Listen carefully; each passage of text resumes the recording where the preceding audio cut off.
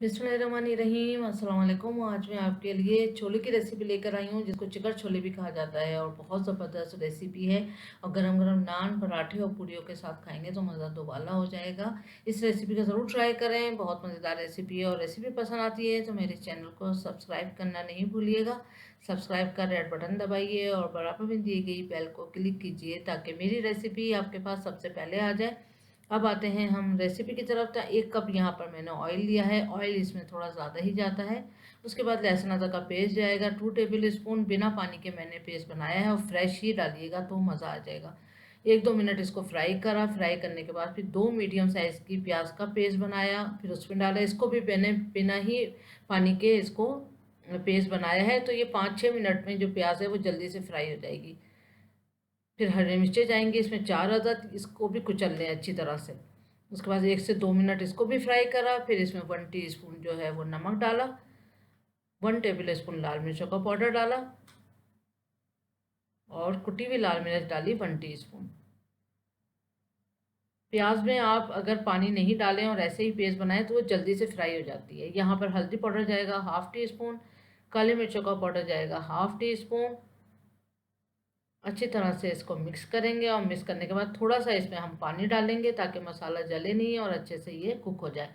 अब स्लो आंच पे हम इसको कुक होने देंगे जब तक मसाला जो है फ्राई होता है। यहाँ पर हम सेकंड स्टेप पर आते हैं। तो यहाँ मैंने एक बॉईल किया हुआ जो है आलू लिया है, दरमियाने साइज़ का आलू था। इसको बॉईल करा और 1 कप बॉयल चने लिए हैं।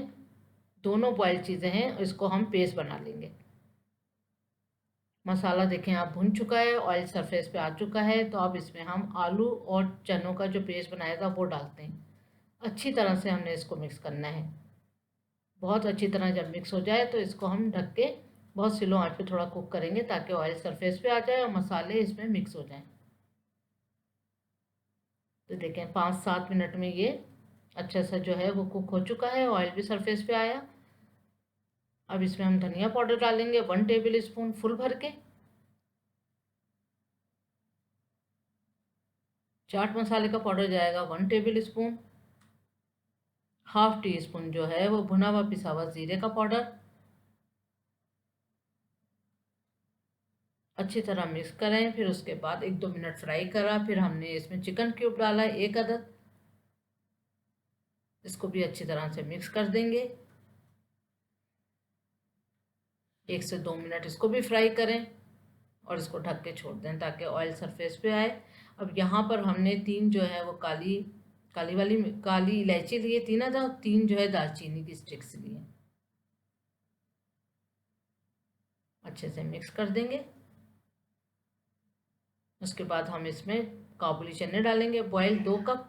ये देखेंगे मैंने, ये देखिए कितना सॉफ्ट बॉयल करे हैं। मैंने सिर्फ रात भर भिगोए थे खाली पानी में, और जिस पानी में मैंने इसको बॉयल करा है वो पानी इसमें ऐड करूँगी। पानी फेंकिएगा नहीं जिसमें आप बॉयल करें। 1/2 टीस्पून नमक के साथ बॉयल करा है, कोई बेकिंग सोडा नहीं डाला, कोई बेकिंग पाउडर कुछ नहीं डाला है। सिर्फ पानी के साथ खाली बॉयल करा है, आधा टीस्पून नमक के साथ। अब 10 मिनट इसको हमने कुक किया दरमियानी आंच पे। तो देखेंगे अच्छे से पक चुका है। बहुत ज़बरदस्त सी खुशबू आ रही है, बहुत ज़बरदस्त से छोले जो हैं वो रेडी हो चुके हैं। ये देखें।